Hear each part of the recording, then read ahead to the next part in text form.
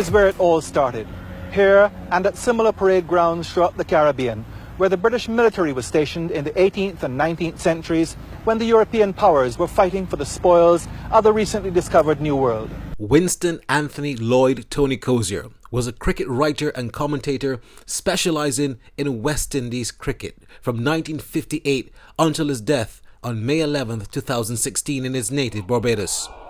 Tony Cozier started his first Test match commentary on radio when the West Indies played Australia in 1965. He was a member of the BBC's Test match special commentary team from 1966 and also commentated for Channel 9 in Australia and Sky Sports. During his commentating career, Cozier covered every Wisden Trophy series except one. Cozier wrote The Definitive, The West Indies, 50 Years of Test Cricket, with a foreword by Sir Garfield Sobers in 1978. He was the editor of the West Indies Cricket Annual for all of its 22 editions. He edited the Wisden History of the World Cup and collaborated with Clive Lloyd and Michael Holding on their respective autobiographies, Living for Cricket and Whispering Death, The Life and Times of Michael Holding. Not to mention, Tony Cozier was a regular guest on Massey United Insurance's Line and Length. He appeared throughout all 3 seasons. Tonight, on a special tribute to this great writer and cricket broadcaster, Massey United Insurance's Line and Length will bring you tributes from around the world. Clive Lloyd, Michael Holding, Ian Bishop, Jonathan Agnew, Sanjay Mandraker, and Harsha Bogle, along with Roshan Abasingha, to name a few, will recount their experiences in exclusive fashion for Massey United Insurance's Line and Length. So welcome back then to Massey United Insurance's Line and Length, a special tribute to Tony Cozier. And we're going to start our tributes with none other than Clive Lloyd, former West Indies and Ghana captain. He played so much cricket that Cozier would have commentated, and there's that famous picture with Tony interviewing Clive at a very poignant time in West Indies cricket during the 2007 Cricket World Cup. But Clive, your relationship with Tony would have stretched back into the 70s. You were captain in 79, you played in 75 as well, in 83. Those first 3 Cricket World Cups where he commentated were trying times in 83. But generally, you would know Tony Cozier very well.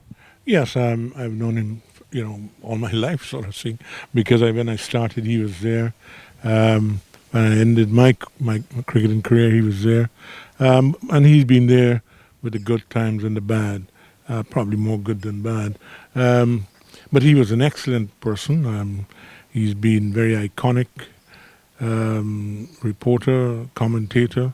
When you think of the great names, John Arlott, Richie Beno, Tony's right up there with them, and his description of scenes and so on, it's been excellent. I think we should be proud of what we've produced in Tony Cozier, and I think we should all be proud of his achievements, and he's kept West Indies cricket bubbling for quite a while. He's been an excellent individual, and it's sad that he's left us. In your day of playing cricket for the West Indies, now I sense there tends to be a lot of friction and tension between player and journalist. There doesn't seem to be that relationship like there was once before. When he had to say some pretty harsh things about yourself as captain, or even about a player in your team, was there that friction, or was the open relationship where you could have gone up to him and say, look, Tony, I didn't agree with what you wrote, I didn't agree with what you said, and you can discuss it as man to man? Well, I'm not one for that sort of thing. If somebody, they're writing, they have a job to do. And if you perform well and they've given you that cue, that's fine. If you haven't performed well and they've, castigated you, well, you have to take the rough with the smooth. I never had any problems with Tony. It's obvious that, sometimes all the things that people write, you don't believe in of such. And, but you have to accept it. But I think all told, he's been very good to us. He's always been that lone person out there. If we're playing in Australia, England, New Zealand, or wherever, he's been that lone voice for us. So he's done an excellent job where West Indies cricket is concerned, and bringing it to the world. And I think we should be think we should be very proud of him. He was a broadcaster. He was a writer. Tony Cozier was a master of ceremonies. He was an orator. He had several hats. He was had a lot of accolades. What do you think, or what role do you think he played best in his career as a journalist? Well, you know, Tony is a very talented individual. I think that he gives that, you know, he portrays with the West Indies wherever he's gone. He's given us that sort of ladder to climb every time we're playing, because we had somebody there who will speak the truth. He is a West Indian. He's a West Indian person. You could never say that, you know, he's all for the opposition or whatever. He gives us everything we need whenever we are abroad, because, you know, we never had a lot of commentators traveling when we were going abroad. So, yes, he's done us proud over the years.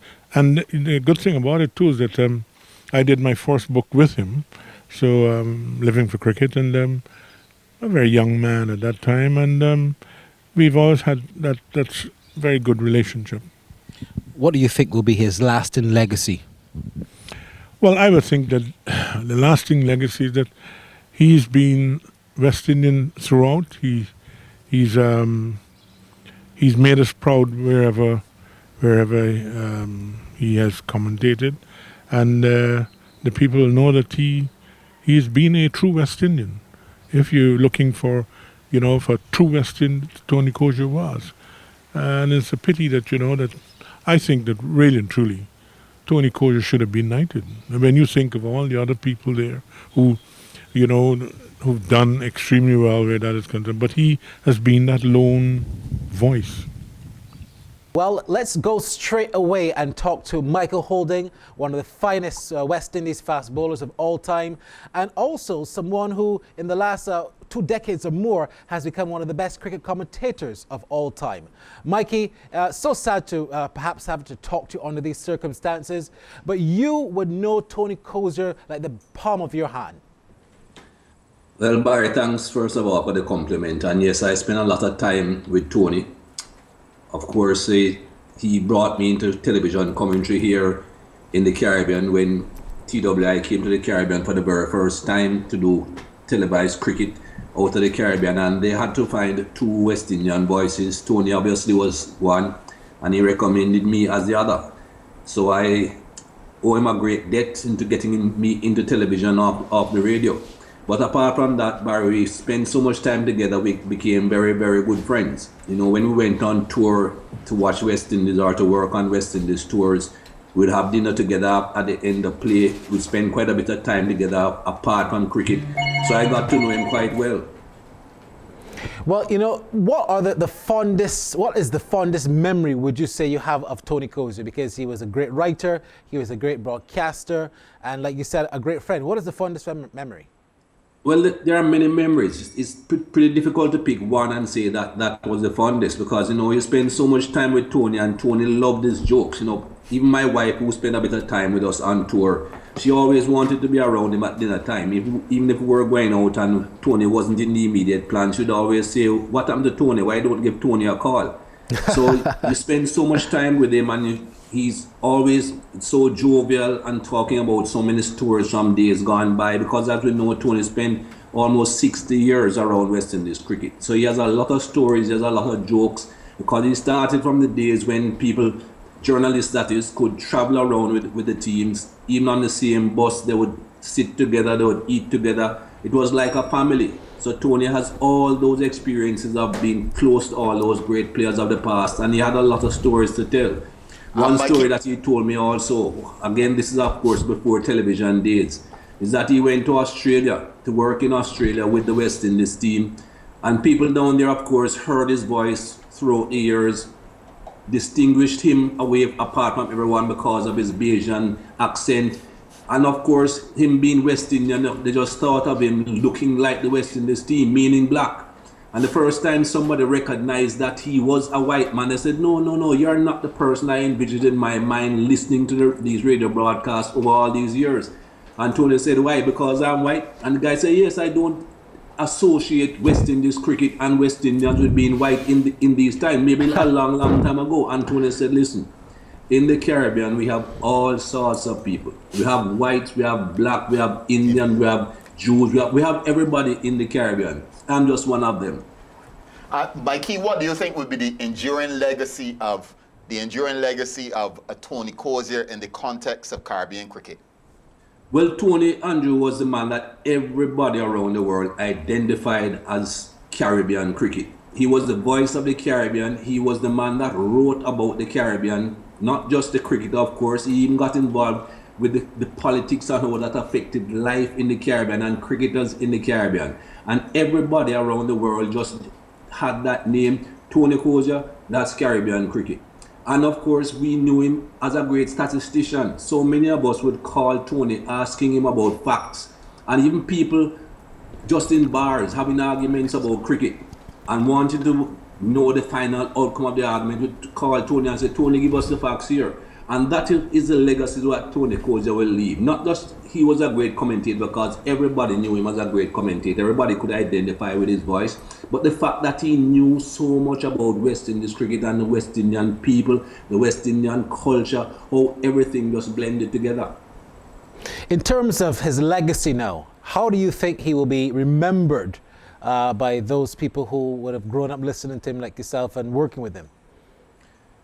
He will be remembered as someone who loved West Indies cricket, who worshipped West Indies cricket, but also one who was not afraid to call a spade a spade. Tony Cozier would criticize anyone, he would praise anyone. And as we know, Barry and Andrew, in the Caribbean region in which we have grown up, a lot of people find it difficult to criticize their own. They are always happy to praise their own, but criticize people that are not from their particular region or their particular island. Tony Cozier never ever had a problem with that. All right, look, Mikey, thank you so much for joining us. Safe flight. I know you're going to do the game, England, the series, England versus Sri Lanka. We're going to touch base with you perhaps when that series starts, but we want to thank you so much for joining us and chiming in on our tributes to Tony Cozier. My pleasure, Barry. All right, we'll be right back right here at Massey United Insurance's Line and Length.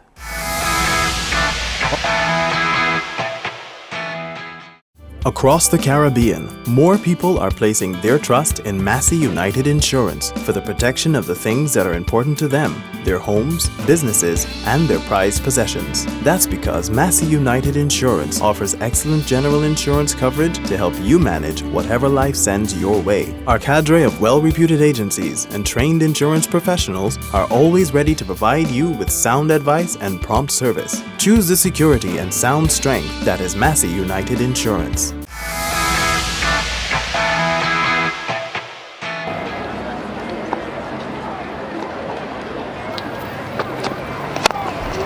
My goodness. Harper managed to get out of the way very quickly, but that was hammered back. Well, he's got good reflexes. He had to. Would have been a serious injury. This is the instinctive play I was talking about. Anything that's offering, a slight offering, because Powell's bowled well.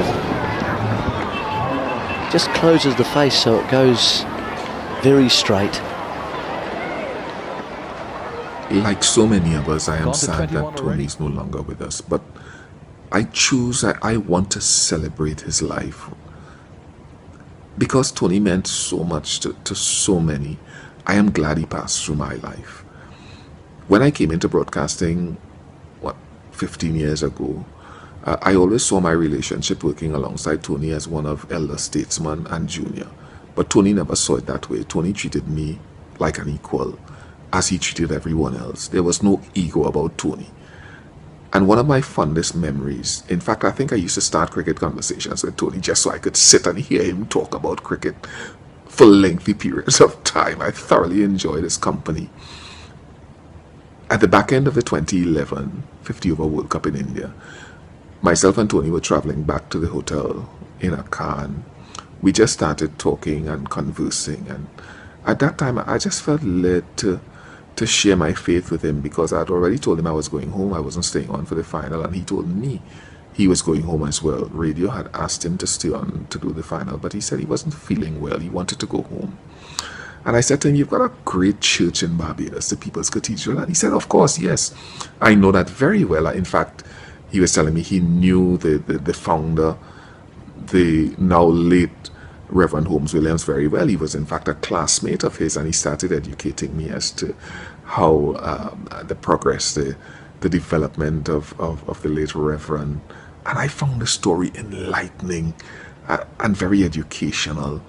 And at the end of the conversation, Tony said, maybe I really need to go and see him when I go back home, because I need someone to clear the way to the pearly gates for me in about 10 or 20 years' time when I'm no longer around. And from that day, my relationship with Tony just went to another level, because he relaxed me in his presence, and I saw him then as a not only a mentor but a friend. So if Tony could hear me now, I would say thank you, Tony. Thank you for what you've meant to me and meant to the world, not only in the game of cricket but beyond. Thank you. Tony Cozier was always the model broadcaster, wasn't he? I mean, if you were a young man growing up in the profession and you wanted someone to look up to, it was always Tony. That voice, a lot has been said about the voice, the accent, the lovely lilt to it, the cadence. You almost wanted to listen to Tony Cozier even if you didn't want to listen to the cricket at the time. But there was much more to it. There was warmth to Tony Cozier. It's an understated, underrated aspect in broadcasting. Tony was always welcoming, he was warm, and when you listen to Tony, and I know he was television as well, but he was always more voice than face. He was never comfortable being this figure in front of the camera, and that was so typical of Tony.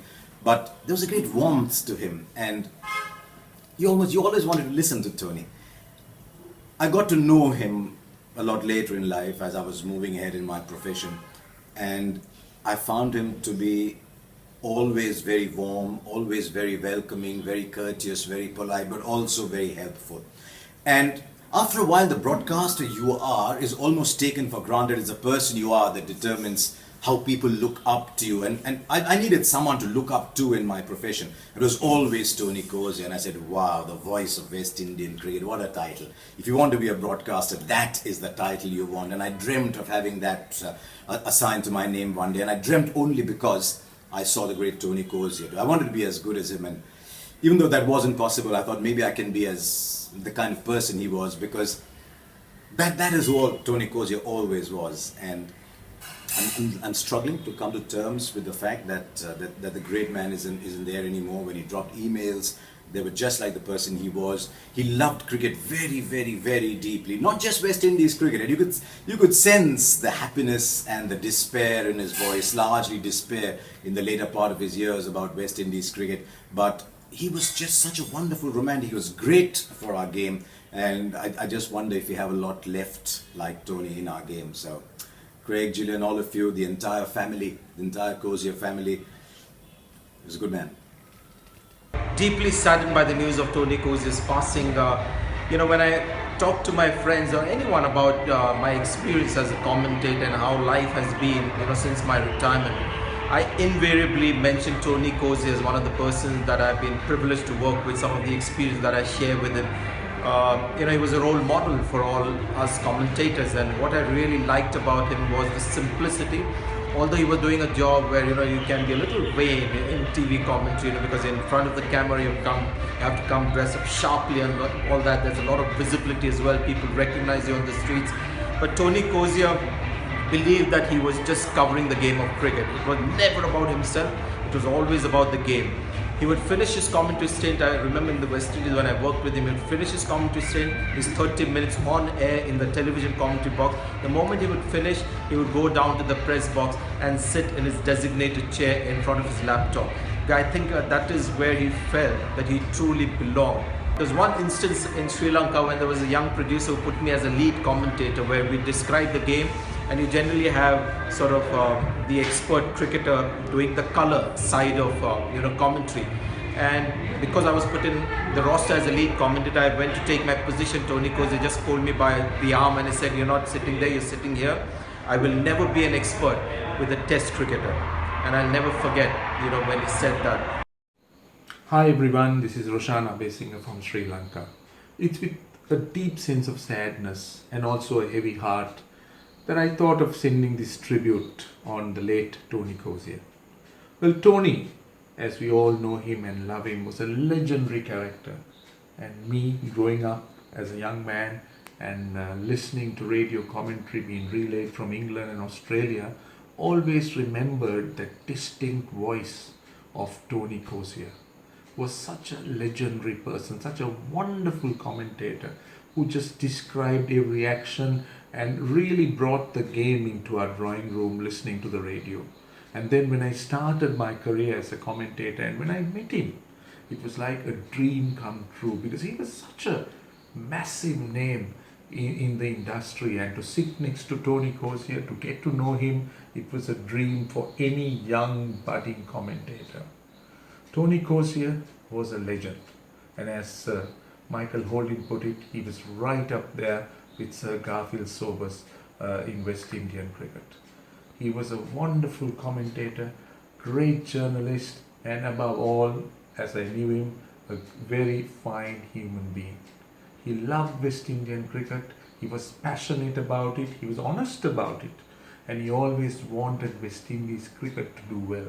Rest in peace, Tony, and I'm sure we will meet again someday, somewhere.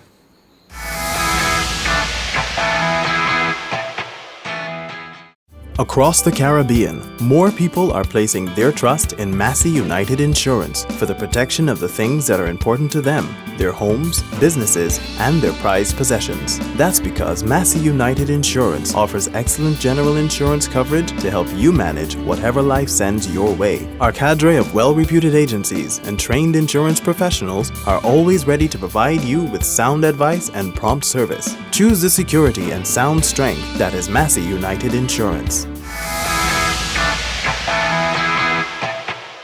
So welcome back then to Mass United Insurance's Line and Length. It's my pleasure to head to England and talk to Jonathan Agnew. He's the chief cricket correspondent for the BBC, who Tony worked for quite a while. Jonathan, you knew Tony very well, not only as a commentator, but he was also a very good friend of yours. I think Tony Cozier was a friend of everybody's, frankly. You can go down the corny cliche, but yes, he was a very good friend of ours. He used to stay here. You're speaking to me in my home, and Tony used to stay here every time West Indies came on tour. He was just part of the village, really. People in the village used to go in the pub, and yeah, surprise, surprise, they'd find Tony in there, sending me messages last night about how much they liked him. They didn't know him terribly well, but of course he just went in there and talked cricket to everybody. I've got some great memories of nights we've had here with Tony. I think probably my favourite would be very late into the night on a lovely summer's evening. I remember we decided to go a bit Caribbean. So we got Mighty Sparrow on the music, we got some rum punch going, and I remember the lovely memory of Tony dancing with my wife, I have to say. We got a big table on our terrace outside on the patio, and he was out there dancing away. I mean, that's how I remember Tony. Tony loved a party. Tony lived life to the full. That came across in his commentary, really. Always, sort of twinkling eyes and a lilt in the voice. He did enjoy life, and he loved the party. Coming over to Barbados in those good old days of the rest days, going over to try and find his house out at Concert Bay, for goodness sake. I mean, I remember we used to set off on the rest day in the morning, about 10 o'clock, by the cane fields. They're full of optimism, off to Tony's. About 2 hours later, we'd still be driving through the cane fields trying to find the place.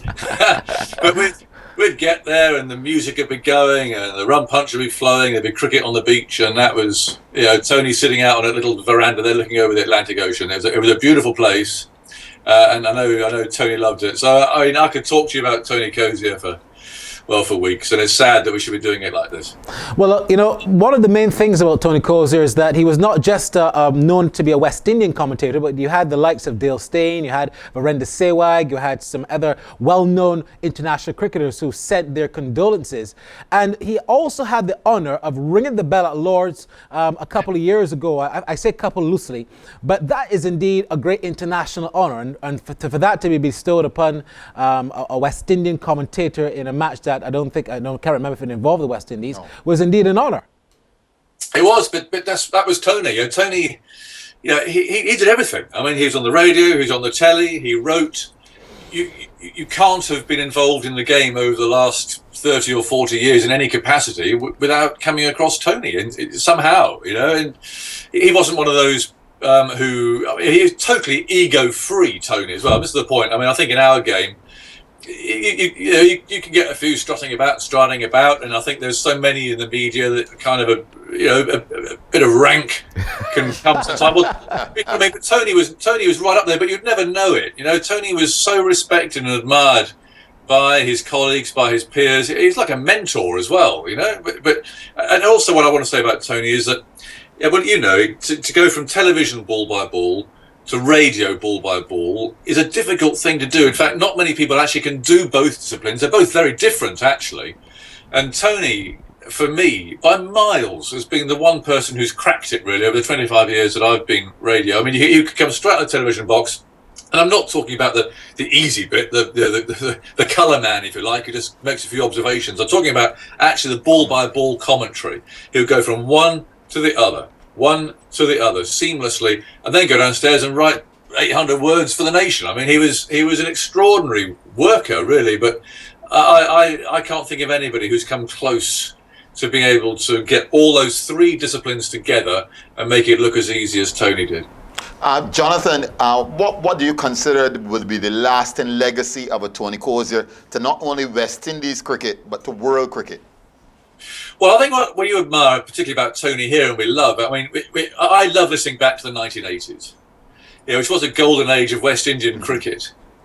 And when I consider now what I think all know happened to Tony, is basically taken off the air for 2 years, which was a shameful performance. And I have to say, I'm sorry, by the West Indies Cricket Board. They shouldn't be getting involved with things like that just because they didn't like someone criticising them. And you hear the joy in Tony's voice in the 1980s when he's describing the West Indies cricket going on the map. Late 70s, 80s. That was a massive time for the Caribbean as a region as a whole. And Tony was so proud of it, so proud. And you can hear it in the commentary.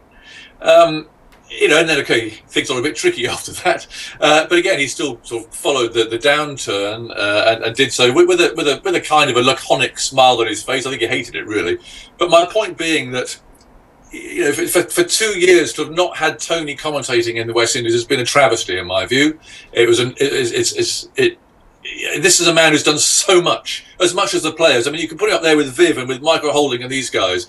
What Tony Cozier did in promoting the Caribbean as a region was, I think, unique for someone from our field and what we do. And I think the last couple of years have been really sad for Tony. I just really hope the board really think very long and hard about how they respond over the next week or so. Well, wonderful stuff, Jonathan Agnew. I'm sorry to have you on the program under these circumstances. We're going to chime with you because we know that, of course, the series with England and Sri Lanka is coming up, and the West Indies head your way next year. So we're going to keep in contact with you. I want to thank you so much for paying this tribute and taking the time, because Tony Cozier, if there was one person who sat in this chair here, which is now vacant, he would always say that Jonathan Agnew was the favorite person that he loved to work with. So for you to pay that tribute, I know that he would indeed be very grateful for that. Yeah. Well, that's right. I would also too. I was there in Calcutta to watch what I hope is going to be a real injection of passion and enthusiasm in West Indies cricket, and that's something that Tony would want, I think, above anything else. So the ridiculous 4 sixes and all of that.